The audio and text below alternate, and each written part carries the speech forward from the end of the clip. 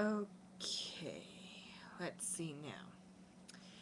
Have you ever had one of those days where you get up and, you're draining the world and you just don't want to get up and you just turn around and have it where um, you start looking at the self point of views that you have of yourself, and then in one moment, just a slight blurb, notice how wonderful you are.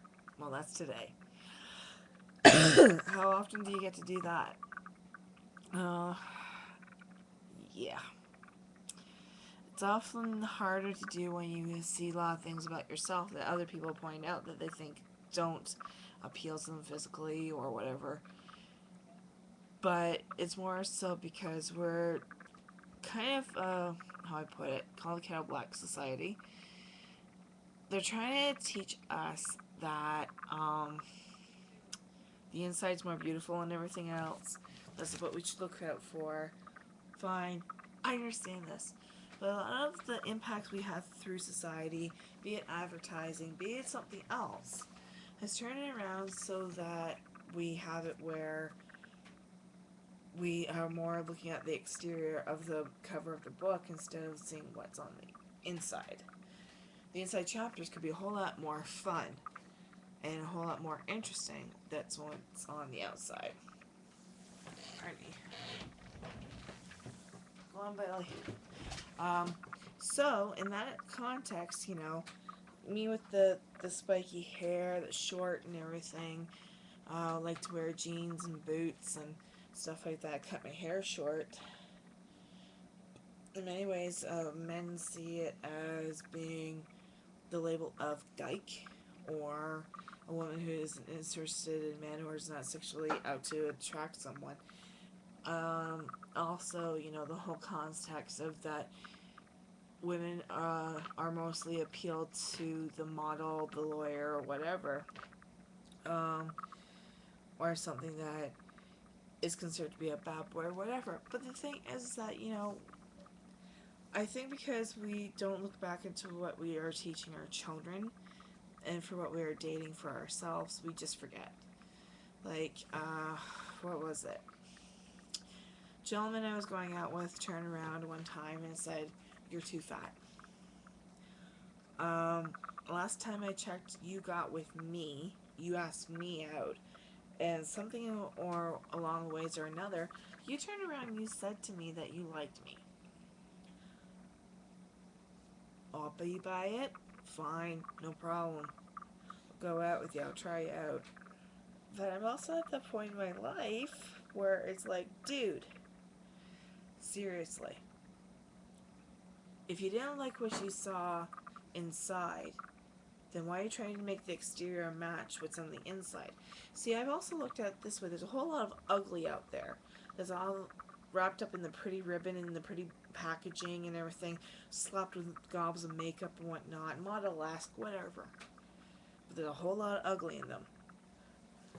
You know? I honestly think it's gotten to the point where on the inside, if it doesn't match the person, right, the goodness of them, that should be their main beauty.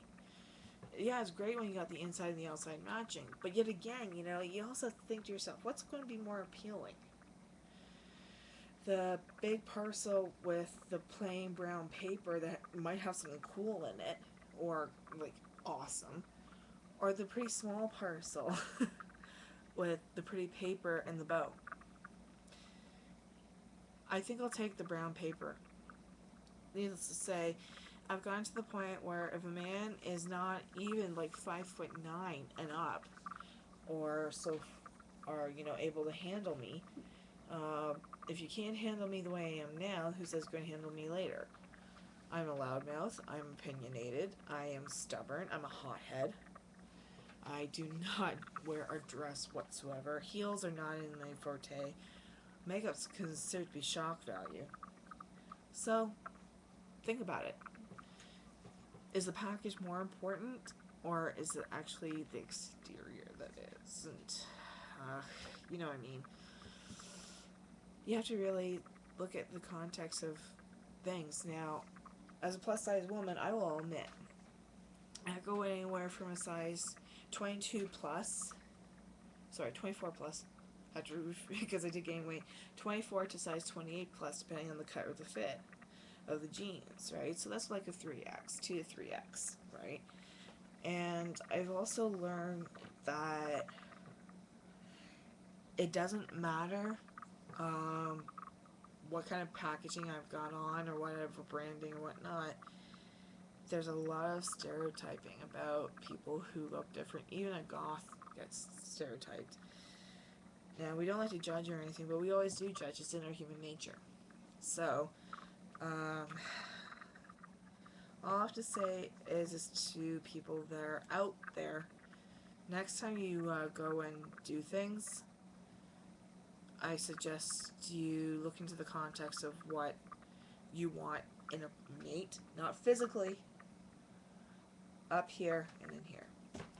So I think society is going to start changing soon because of the shallowness that's brought on by advertisements and music videos and everything like that. And I've actually seen a better movement of men that are more into change and more women that are into change and looking past the shallowness that we have inside us.